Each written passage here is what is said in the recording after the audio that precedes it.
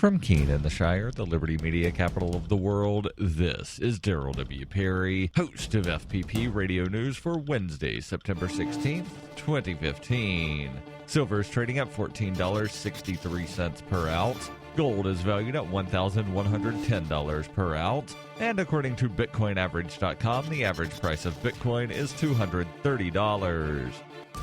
AntiWar.com reports the Egyptian military junta has once again claimed major progress in their latest offensive against the Sinai Peninsula, including 55 more militants killed on Tuesday, bringing the 9-day toll of what is being called Operation Right of the Martyr to 415 killed and 320 others arrested as suspects. The junta launched a war against the Sinai Peninsula after the 2013 summer coup, and it quickly spiraled out of control. Factions seen as too supportive of the democratically elected government they ousted were quickly overtaken by more extreme groups, and in 2014 the largest of them became an affiliate of the Islamic State. All told, the casualties in the war split narrowly between military forces and militants, with a large and largely uncounted civilian toll, the inevitable result of haphazard offensives against Sinai towns seen as pro-militant, leaving many in ruins. This latest offensive centers on the far eastern Sinai, near the Gaza Strip, one of the several places within the massive peninsula that is believed to have a heavy the Islamic State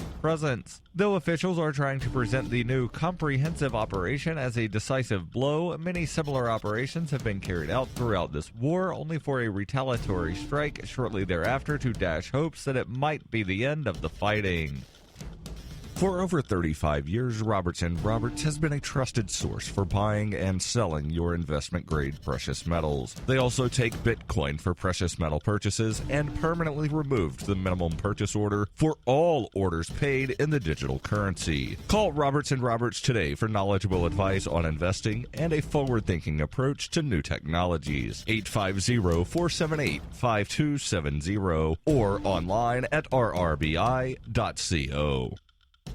UPI reports more than a dozen people have been confirmed dead, and at least one person is missing due to flash flooding that washed away vehicles Monday in southern Utah. The flash flood began Monday after heavy rains fell in canyons north of the town of Hilldale and sent waves of water into the towns and its sister city, Colorado City, Arizona. An official said the flooding looked like a wall of water. So far, 15 people have been confirmed dead. Several of those killed were reported as children. At least 16 people were inside an SUV and a van that were hit by a large wall of water and debris that killed at least 7. The victims were believed to have been on their way home from visiting a park. Many people who live in the community are members or former members of the polygamous sect known as the Fundamentalist Church of Jesus Christ of Latter-day Saints, led by Warren Jeffs, who is currently serving a life sentence for sexually assaulting underage girls. ExpressCoin is the best choice for buying Bitcoin, Litecoin, Dogecoin, and more. ExpressCoin prides themselves on their customer service, so much so that the back end on the website should allow them to be even more focused on your needs. Get started at expresscoin.fppradio.com. That's expresscoin.fppradio.com.